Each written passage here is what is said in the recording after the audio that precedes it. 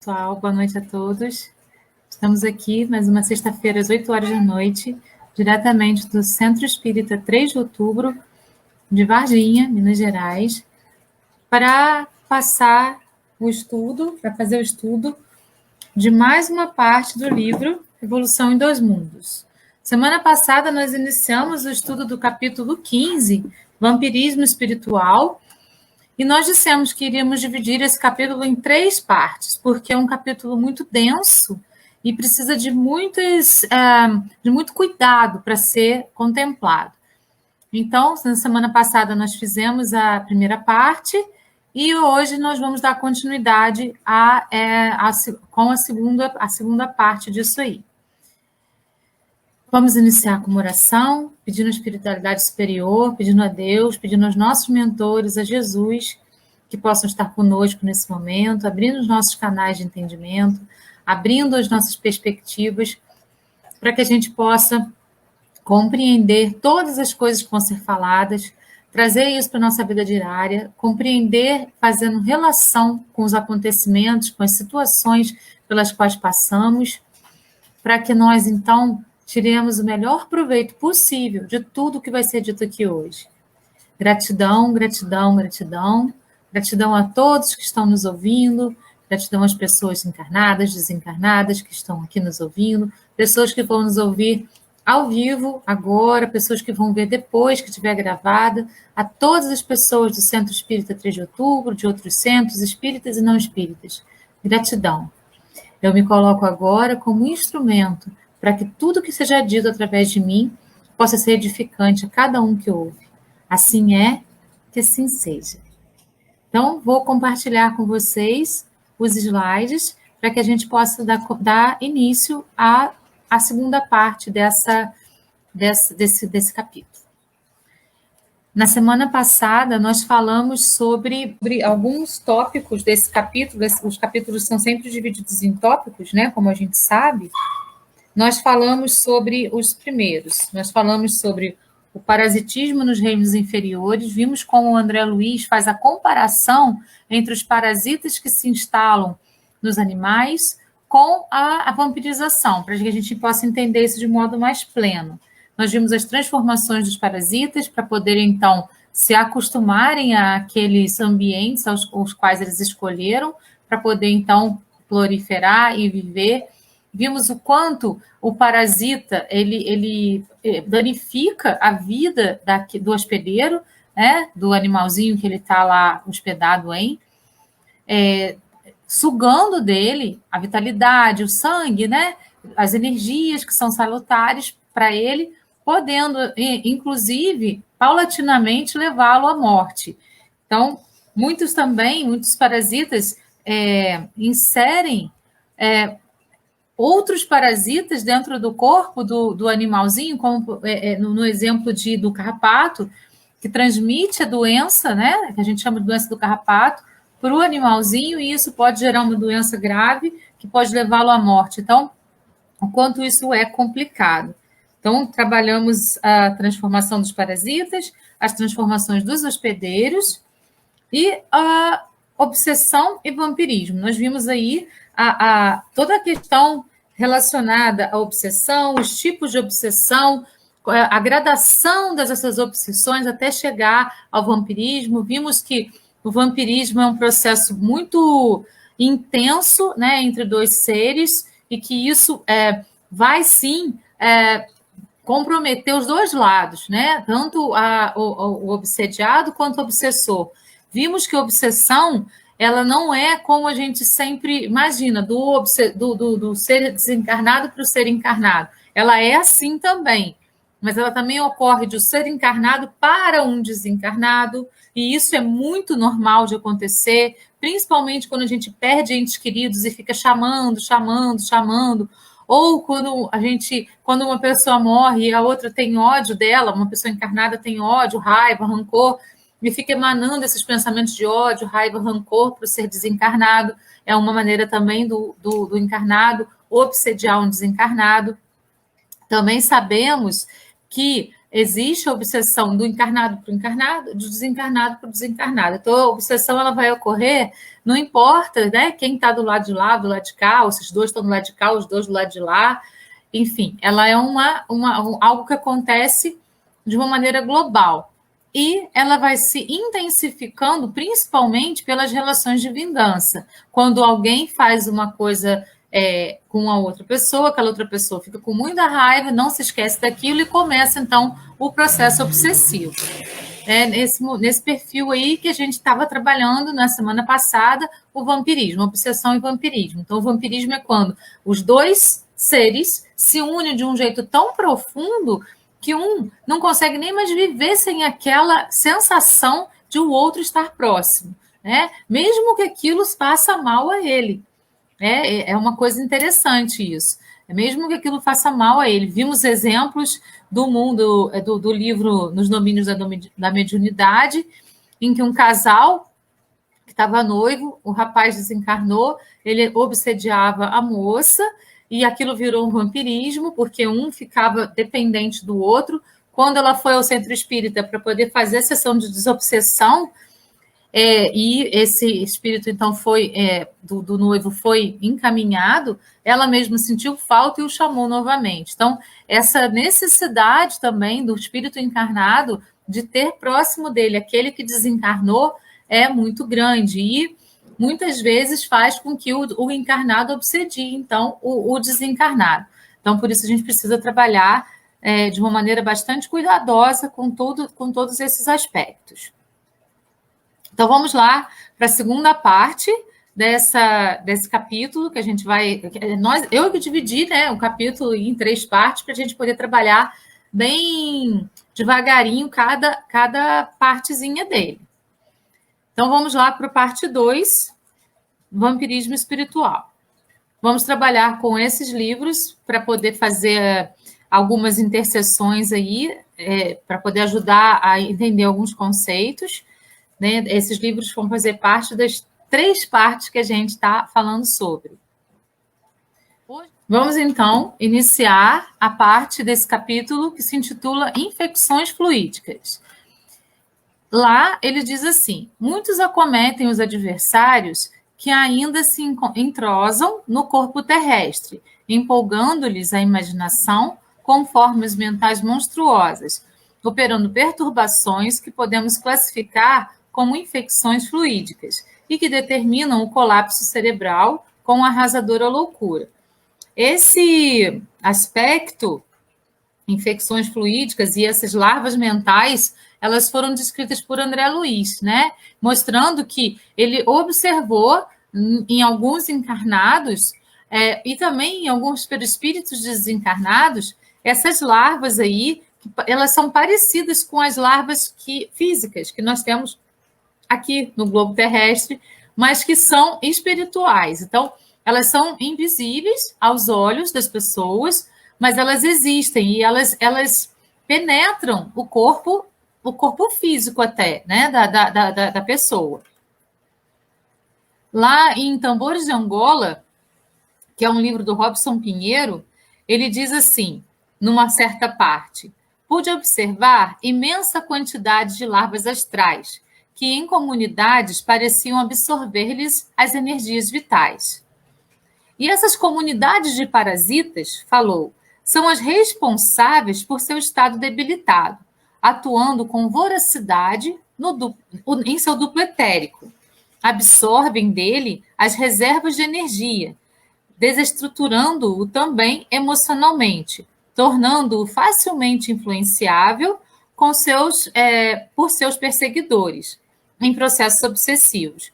Então, as larvas mentais, as larvas astrais, elas vão penetrar nos nossos corpos através dos centros de força, também chamados chakras. André Luiz deu o nome de centro de força para os 7 centros que nós temos aí, né? Desde o coronário, o frontal, o laríngeo, o cardíaco, o do plexo solar, o genésico e o básico. Então, são 7 centros de força que vão atuar trabalhando em todo o nosso corpo físico. Eles vêm do perispírito, se estendendo até o corpo físico. Os últimos, os básicos, que são os que têm contato com a Terra, que são somente do corpo físico. Mas do plexo solar para cima, esses também estão no perispírito. Então, são essas larvas, como que elas surgem? Pelos nossos desequilíbrios emocionais. A gente se desequilibra emocionalmente, a gente baixa o nosso campo vibracional, a gente começa a entrar num sistema de raiva e tal, e com isso a gente vai trazendo para o nosso organismo sentimentos que são tóxicos: raiva, rancor, inveja, ódio, orgulho, sentimentos que são tóxicos e que vão, então, danificando os centros de força e a teletérica dele. Na frente dos centros de força, que são como um cone, existe uma teletérica, como uma telinha, um filtrozinho que tem lá para que as influências, as energias negativas não entrem para o nosso corpo perispiritual. E também ele consegue trabalhar a questão das lembranças do passado, a questão das obsessões. Então, quando a teletérica está inteirinha, tudo é filtrado para chegar até nós. Quando nós, pelo nosso desequilíbrio, danificamos os centros de força e as telas etéricas dele, isso faz com que ele se abra, né? E larvas, então, entrem nessas telinhas para poder danificar aquela parte do nosso sistema. Então, por exemplo, se nós já temos uma tendência a ter um problema digestivo, ali no chakra do plexo solar é que vai ser a questão, vai ser mais forte. Se nós temos propensão a um problema cardíaco, vai ser ali nesse chakra que esse chakra que vai estar danificado, esse centro de força que vai estar danificado, e as larvas vão entrar por ali e vão danificando, então, todo o sistema físico que esse centro de força atua em, né? Ele vai atuar nessa parte. Então, vamos pensar aqui num problema cardíaco. Nós danificamos o centro de força cardíaco, danificamos a teletérica, e aí essas larvinhas entram e vão causando problemas no nosso corpo físico. E no duplo etérico, que também é físico, lembra? O duplo etérico e o corpo físico são aqueles que a gente adquire quando a gente reencarna na Terra. Nós puxamos o fluido cósmico da Terra, através do ventre da mãe, a mãe puxa para a gente, para formar o nosso corpo físico. Forma o corpo físico, o duplo etérico. O duplo etérico armazena a quantidade de fluido vital que a gente tem para a programação reencarnatória que a gente fez. E ali, então, está toda a nossa energia vital, todo o tempo de vida que a gente tem. Durante o processo de existência, a gente pode aumentar um pouquinho ou diminuir essa quantidade de fluido vital, dependendo das nossas atitudes durante a nossa existência.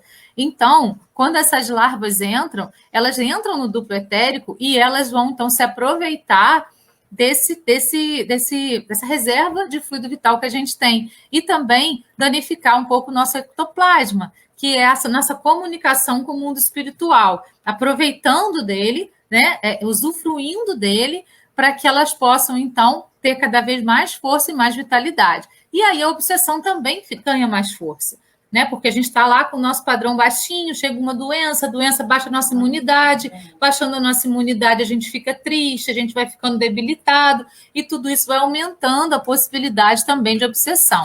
Então, tudo é um processo, né? Então, as larvas astrais funcionam mais ou menos nessa perspectiva. E isso está lá em Tambores de Angola.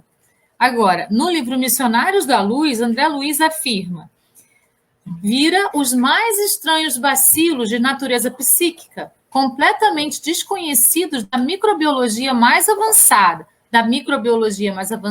da Terra. E ele, então, observando como ele era médico, lá no plano espiritual, ele identificou esses bacilos que nunca foram visualizados por ele na Terra. E ele era um médico infectologista, ele trabalhava com bacilos, com parasitas, com bactérias, com vírus, né? Ele descobriu aí a cura para muitas doenças nesse sentido, enquanto encarnado. Não guardavam a forma esférica das cocáceas, nem o tipo de bastones das bacteriáceas diversas. Entretanto, formavam também colônias densas e terríveis. Reconhecer-lhes ataque aos elementos vitais do corpo físico, atuando com maior potencial destrutivo sobre as células mais delicadas. Então, pelos centros de força é que eles entram e vão atacar todo o nosso sistema, portanto, segundo André Luiz. Possíveis consequências desses ataques. Uma vez instalados no interior etérico, sugam a vitalidade desse e as energias viciosas alteram a função psíquica daquele chakra, alterando após as funções das glândulas endócrinas no sistema hormonal. Então, a gente tem as glândulas endócrinas, elas são localizadas mais ou menos no mesmo lugar dos centros vitais, né? Que essas glândulas, elas produzem hormônios que são secretados no espaço entre as células dos tecidos e, posteriormente, atingem a corrente sanguínea. Aqui a gente tem a imagem da frente do chakra, da tela etérica do chakra, e ela danificada. Ela, tão danificada, abre espaço para essas larvas entrarem. E, então, ao entrarem, elas sugam a vitalidade das nossas células, dos nossos centros mais importantes. Então, aqui está, né, os centros de força, todos eles, os 7. Aqui, o perispírito, o duplo etérico, que é o corpo que liga o perispírito ao corpo físico, e aqui a passagem dos chakras, tá vendo? Tudo aqui bonitinho, dentro do perispírito até o corpo físico. E aqui a gente tem as glândulas endócrinas, que são trabalhadas aí pelos centros de força para que tudo funcione de uma maneira harmônica no nosso corpo. Se algum desses centros, então, se por algum desses centros entrarem larvas astrais, elas vão danificar aquela parte, né? Aquele movimento ali onde o chakra está funcionando de uma maneira estável e vai, então, desestabilizar. Quando um chakra se desestabiliza, ele desestabiliza todos os outros, porque eles têm que estar em harmonia, os 7. Né? Então, o chakra coronário é o responsável pela harmonização de todos eles, e o chakra básico, né, que é a comunicação com a Terra. O chakra coronário, a comunicação com o mundo astral, com todo o universo. O chakra básico, a comunicação com a Terra. Então, os dois têm que estar em comunicação e os chakras que estão entre eles se harmonizam como um todo. Se um se desequilibra, desequilibra todo o restante. Então, é isso que acontece quando uma larva astral penetra no corpo físico. Consequentemente, o ser fica enfraquecido física e psicologicamente, sem estímulo para viver. Se a gente entra em um estado de doença, como eu disse anteriormente, a nossa imunidade baixa e tudo vai baixar junto, né? Tudo vai acontecer aí de uma forma conjunta, vai tudo se desestabilizar. E aí a gente deixa o nosso campo áureo baixar e a gente abre guarda para que mais coisas aconteçam no nosso sistema. Por isso, a importância do orar e vigiar sempre, sempre, sempre. Orar e vigiar as nossas próprias tendências. Orar as nossas próprias tendências. Orar e vigiar é aquilo que a gente está sentindo. Orar e vigiar é o que vem de fora para dentro. Orar no sentido de obsessão, mas principalmente o que sai de dentro para fora. Quais são os sentimentos que estão abrindo porta para essa obsessão? Eu preciso ficar muito atento a isso para poder compreender o que está acontecendo no meu sistema. Torna-se o que se chama de deprimido, a caminho de desarranjos orgânicos e emocionais. Então, quando essas larvas tomam conta do nosso sistema como um todo, essas larvas, como eu disse, não são físicas, elas são espirituais, sim? E então, nesse livro Legião, o Robson Pinheiro diz que existem magos no centro da Terra, porque no centro da Terra existe também colônias de vida. E existem magos que escolheram o lado do mal, eles escolheram por vontade, e eles ficam lá trabalhando, enviando coisas para que a Terra não dê certo. Né? E a gente precisa, então, sempre estar no orar e vigiar para não entrar na energia deles e não deixar que nada disso aconteça conosco. Mais algumas possíveis consequências: a mente viciada espelha a matéria mental inferior, excelente meio de cultura para o desenvolvimento de larvas psíquicas patogênicas. Então, quando a gente fica viciado em pensamentos negativos, viciado em pensamentos de baixa frequência, pensamentos pessimistas, quando isso vira um vício na nossa mente, e isso é um laboratório perfeito para as larvas psíquicas patogênicas se formarem e irem se proliferando. Os bacilos assumem um comportamento predatório típico de verdadeiros parasitas, munindo-se às custas das matrizes energéticas dos seres. Então, eles vão entrando. Por isso que o André Luiz fez a comparação, né, dos parasitas que se instalam nos animais, para a gente poder compreender isso daqui. É o mesmo processo, só que agora espiritual. Sim, nós falamos isso no encontro passado, que ele ia explicar toda essa parte física nos animais, nos reinos inferiores, como ele fala lá no início do capítulo, para poder explicar exatamente isso, esse comportamento aqui, o que acontece aqui. Progressivamente, eles corroem a tênue textura eletromagnética do corpo espiritual até desarticularem por completo os centros vitais. Então, eles vão corroendo as células etéricas para poder penetrar e desarticular os centros vitais, os centros de força, os chakras. E aí danifica toda aquela área em que o chakra está. E saindo de um chakra, vai para o outro e vai danificando o outro e assim vai, né? Até conseguir a falência do corpo físico. Por fim, a ação predatória no perispírito termina por repercutir mais tarde na zona orgânica, sob a forma de enfermidade degenerativa, dolorosa e de difícil diagnóstico para a medicina clássica. Aquelas coisas que a medicina fala: nós fizemos todos os tipos de exame e não descobrimos o que você tem. Nós fizemos todos os tipos de exames e não sabemos o que você tem. É isso aí, né? É por aí que caminha as nossas escolhas. Por isso, precisamos trabalhar no orar e vigiar. Bacilos mentais ou larvas mentais originam-se da patogênese da alma. Pensamentos geram sentimentos, cólera, intemperância, desvios do sexo, viciações e formam criações inferiores. Essas larvas são, portanto, de vigoroso magnetismo animal. Por isso estudamos lá os parasitas no reino animal. Bastará ao desencarnado agarrar-se aos companheiros de ignorância, ainda encarnados, e sugar-lhes a substância vital, que está lá no duplo etérico. Por que tamanha estranheza? Nós também nos alimentamos das vísceras dos animais? Isso está lá em Missionários da Luz, né? Então, é isso aí. Assim como nós somos predadores dos animais, os espíritos aí também são nossos, entre aspas, predadores, quando nós baixamos a guarda e permitimos que isso aconteça no nosso sistema. E isso, sim, é inerente a todos os seres humanos. Acreditando ou não em tudo isso, isso é o que ocorre com todo mundo, né?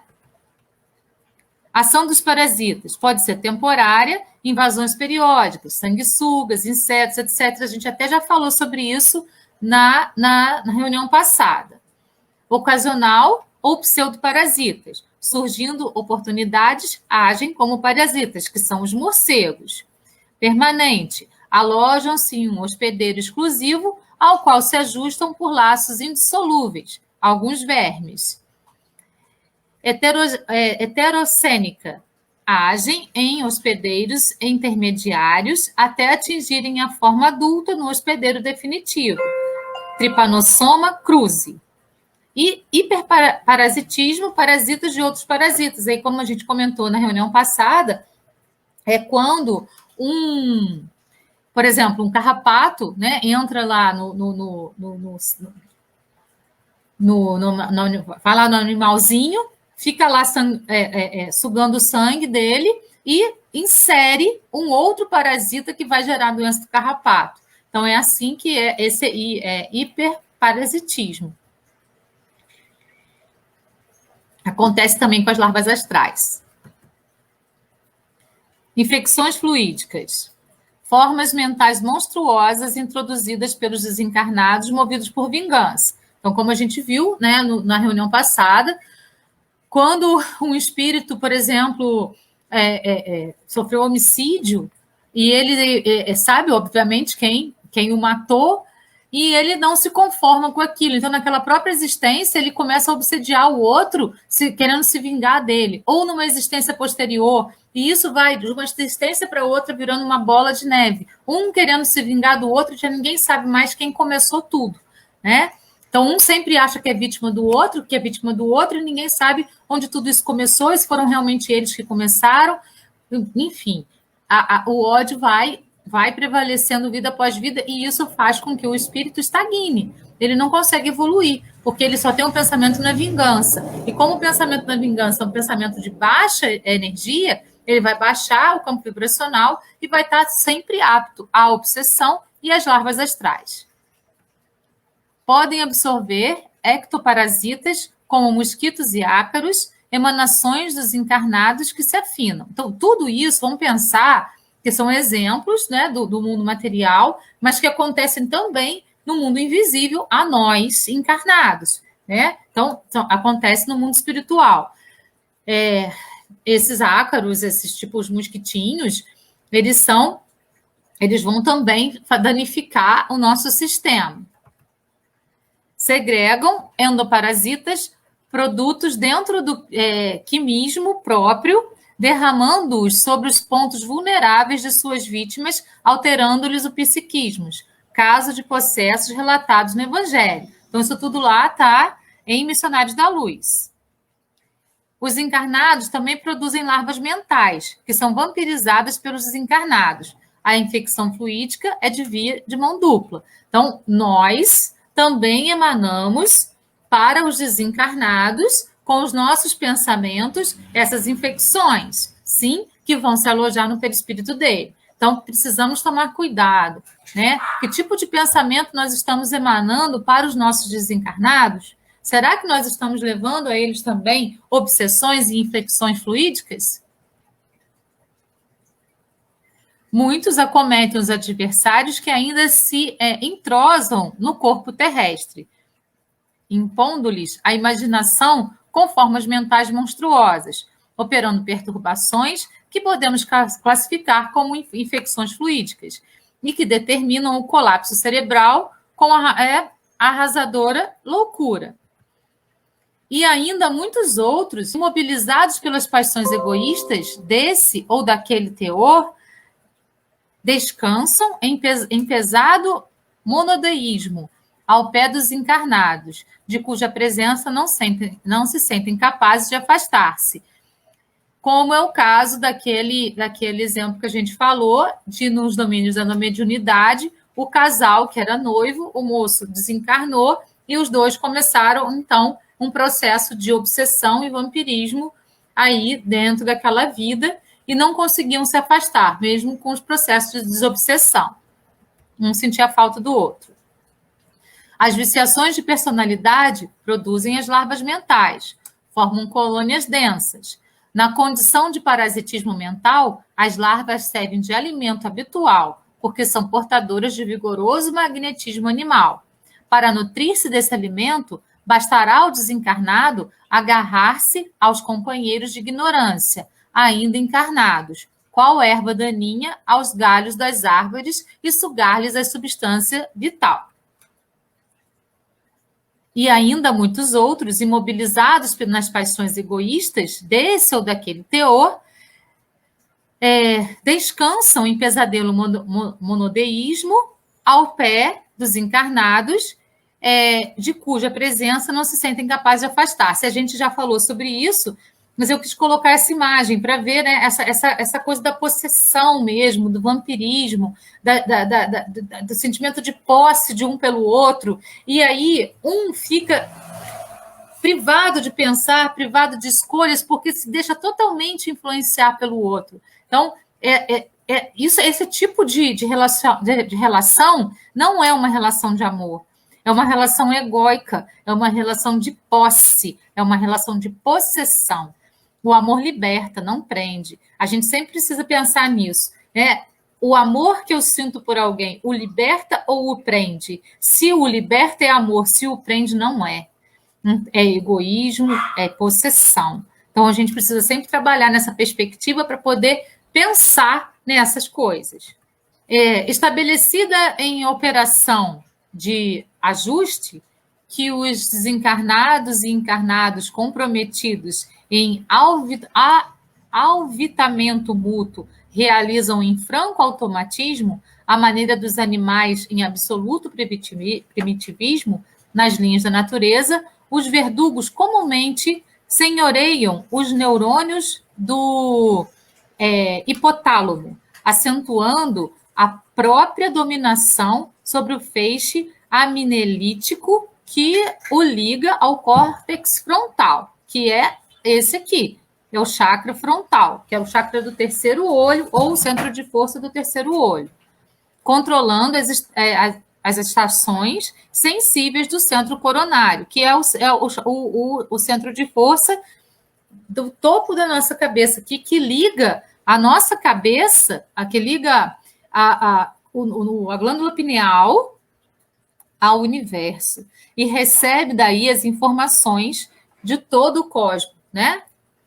Então, controlando as estações sensíveis do centro coronário, que aí se fixam para o governo das excitações e produzem nas suas vítimas, quando contrariados em seus desígnios, inibições de funções viscerais diversas, mediante influência mecânica sobre o simpático e o parasimpático.